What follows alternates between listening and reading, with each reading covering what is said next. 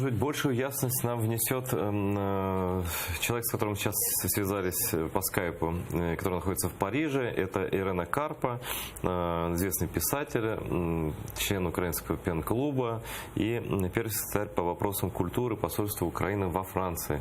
Привет, дорогая Ирена. Привет, дорогой. Рада тебя бачити.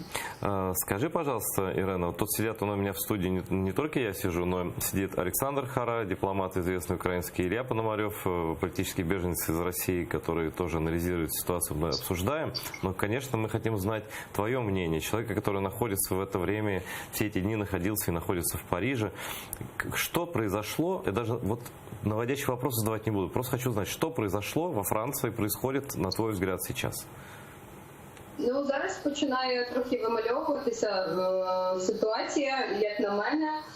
Я, як правило, все це просто...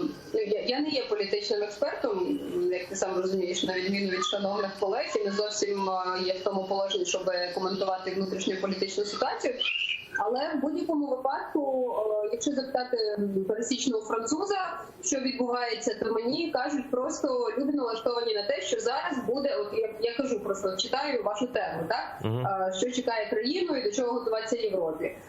Французи впевнені, мої друзі, що на Україну чекає просто більше діалогу. І не діалогу вертикального, а діалогу горизонтального. Тобто буде більше, ще більше будуть слухати мерії, наприклад, свої комуни. Тобто так, от дуже насправді оптимістичний погляд, не дивлячись на всі ці жахіття, які показують по телебаченню. Ну, насправді ви ж розумієте, що картинка доволі форсована. І ось, наприклад, я зараз в 6-му районі, в мене тут все дуже спокійно, і було в суботу, і так далі. І зараз так само. Ну і не варто змішувати два поняття. На цьому я постійно наполягаю, тому що спочатку сама потрапила в цю пастку, написала такий пост відчайдушний на Фейсбуку про те, що ось в Україні такого жаху не було, коли там навпаки люди відносили машини чужі, щоб вони там не загорілися, чи захищали вітрини від того, щоб їх не розбили, бо це чужа приватна власність, і це цінують, тоді як у Франції там вигрібалися якісь ресторани, бомбилися вітрини ювелірних магазинів, і навіть не приїздила поліція, це було в провінції, тому що поліцейських сил не вистачало на таку кількість погромів. Але ці так звані ТСА, люди, які розбивають, вони не є жовтим жилетом. Тобто будь-хто може вдягнути там будь-які перебранці. Ви, напевно, бачили багато роликів в інтернеті, де з зрозумілою нам мовою кричали. Тобто, але це не значить, що це люди, які прийшли будувати діалог. Тобто не варто змішувати вандалів із людьми, які хочуть поговорити там про свою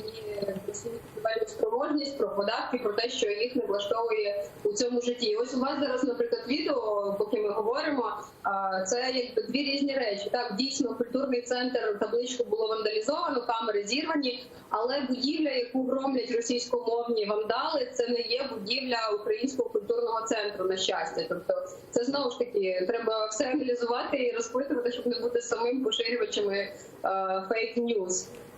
Тобто, на мою, дійсно, те, що відбувається, це доволі гидко, коли йдуть вандали, їм байдуже, що громити, чи це буде дитячий шпиталь, чи це буде там вітрина ювелірного магазину, чи супермаркет. Зараз дійсно по Парижу дуже багато розбитих вікон і там дійсно було багато спалених машин.